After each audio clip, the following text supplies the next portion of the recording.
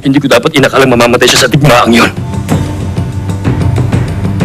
Tinatangkilik ng iyong ina mga lalaking nakakaligtas sa kamatayan. Iniipon niya sa kanyang palad ang mga lalaking kapanalig ng langit. Dapat tinapos ko ng lalaking yun nung nasa pekse pa lang kami. Lumampas ng pagkakataon.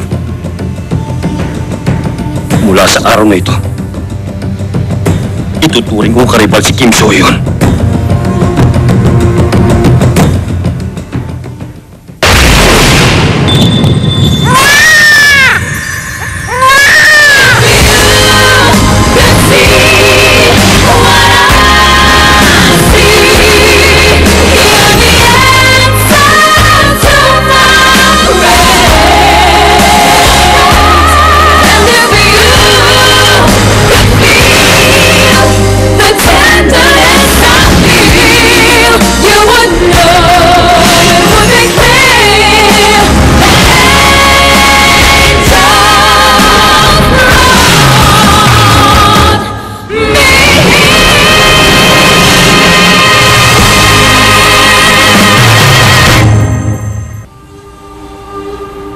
Ngayong nasa paligid ko ang mga bayani ng sila, pakiramdam ko malayo ako sa panganib.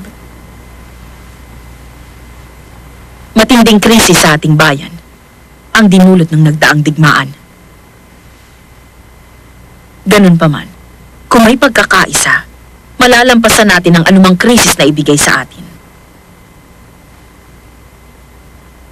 Ang mahusay na plano ni General Solomon at bilis ng pagtupad ni General Kim So-yeon.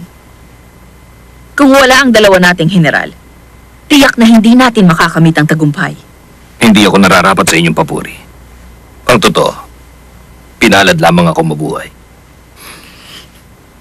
Yan ang ibig kong sabihin. Pinalad. Ang tagumpay, hindi nakakamit ng taglay na husay lang. Kailangang nasa panig mo ang swerte. Ang taong pinapanigan ng langit, ang palaging nananalo.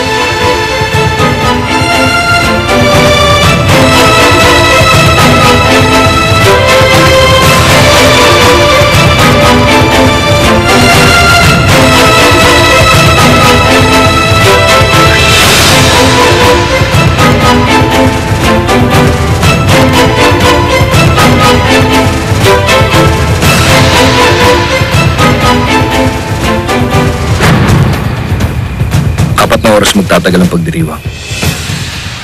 Pagkatapos, kumilos ka na. Ang inaalala ko lang, marami nang naangdong lasing ng mga oras na yon.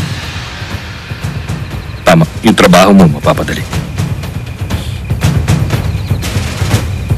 Maharap Rana, bigyan mo ako ng katalinuhan upang mabuksan ang aking isipan sa kinabukasan.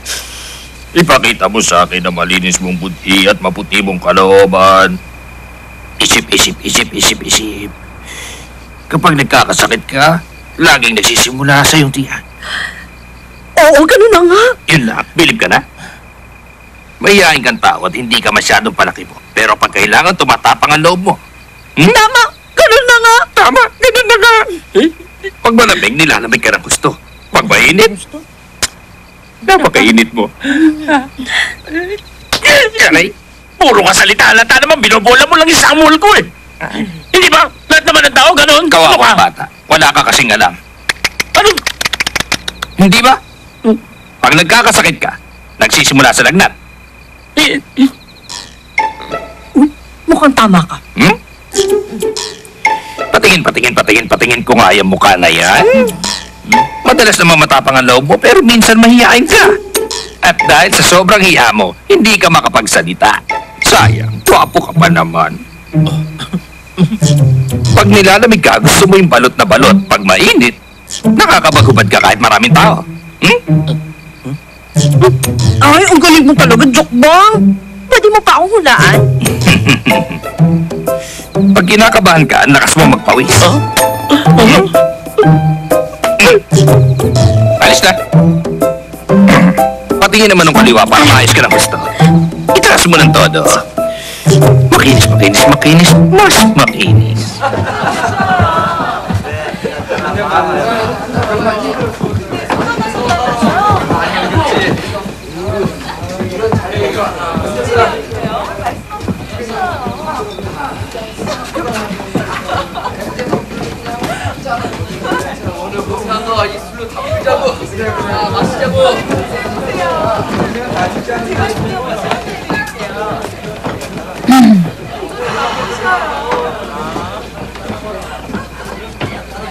Dalawang beses mo na ako naililigtas. Nagpapasalamat ka. Oo. Kaya mo nang isumpahan sarili mo sa akin. Sabi ko na eh. Pero kung sakaling gawin ko nga yun, susumpa ako talaga. Pero bago ko sumumpa, dapat alam ko kung ano yung sinusumpaan ko, di ba? Hindi ka pwede sa politika.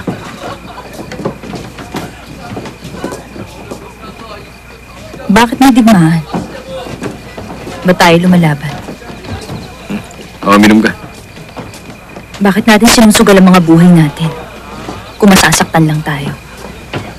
Kogoryo, Betjes, Sila. Lahat tayo. Malamang kasi gusto natin mabuhay. At ayaw natin mawala. Hindi ba sa isang iglap na walan ng lolo ko ng lupa?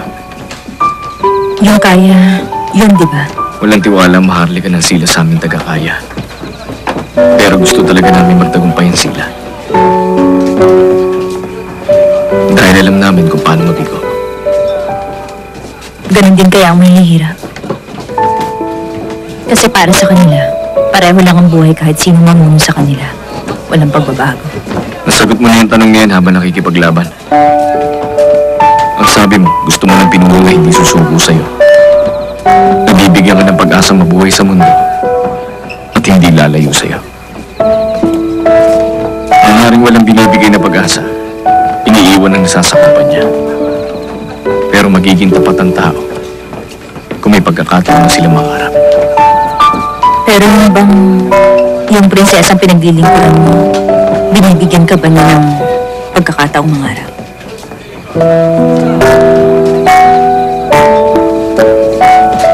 Ay, tama na yan. Kanina ka pa umiinom. Lasing na lasing ka na. Hindi ah.